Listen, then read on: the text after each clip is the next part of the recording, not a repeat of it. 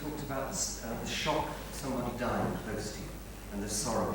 I'm not even clear that the shock is conditioned.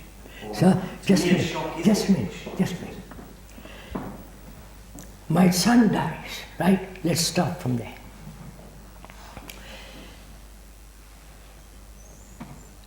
And I'm very attached to him, right?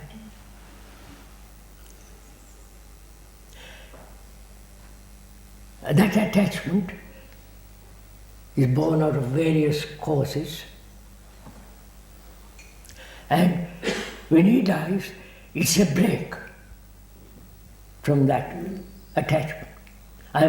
He's not there to be attached, right? But I've still got the memory of him, and I'm attached to that memory, right? Physically, I'm not. Now he's gone. He's burnt, cremated, whatever you like.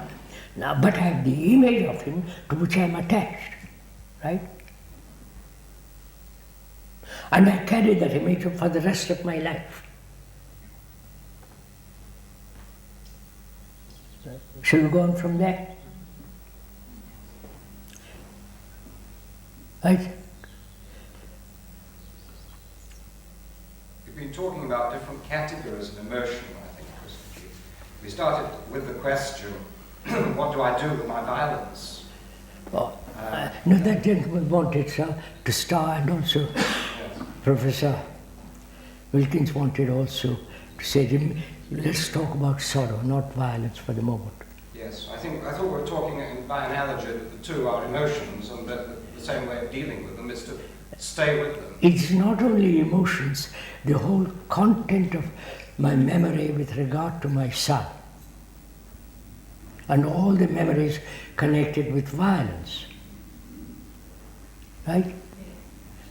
I don't quite You seem to be talking about reactions, the world of reactions.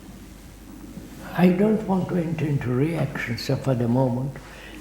You said that the sorrow was the image that you have of the son, the memories, the wanting him back, all that sort of thing. I can't have him back, I may want him, but the memory remains. Yes, well, I can go with you that far, yes, Right.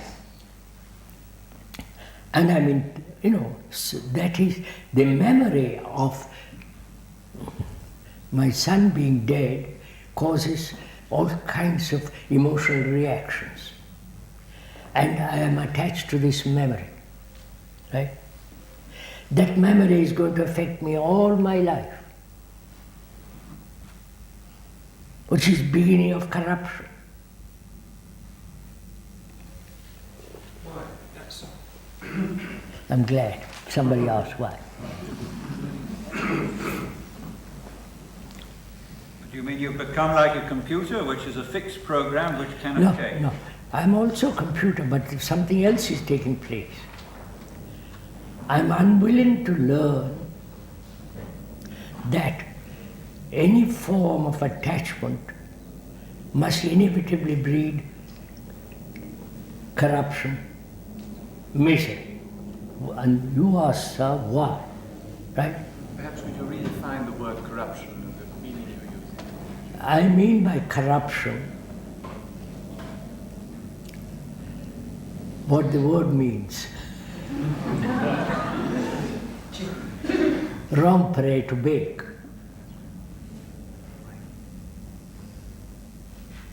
Right? Can't somebody pick it up from me for a minute?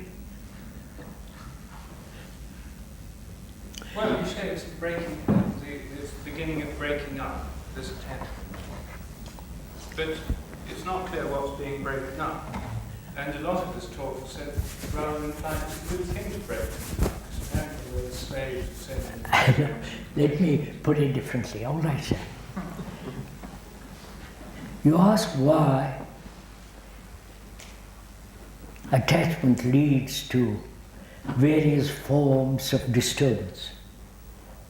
Right? Well, I mean, I didn't actually, I asked specifically in the context of the attachment to the sorrow or memory, that particular example. All right. Let's go into that. I've created the image of my son and I'm attached to that image. Well, the image is unreal, right? Well, it's a real image. Huh? It's a real image, and it corresponds to a real son that did exist. But it is not actual. So you're saying that, well, why isn't it actual? I mean, if you experience it as an image, you're saying it's only a real image. I have memory of my childhood, if I have, an image of being very happy at that time, and that image is pursuing that I have been happy and I am not now happy and I hope I'll be happy. Is the image saying that? Huh? The image might just be saying, I was happy in my childhood. That's a memory. Yes.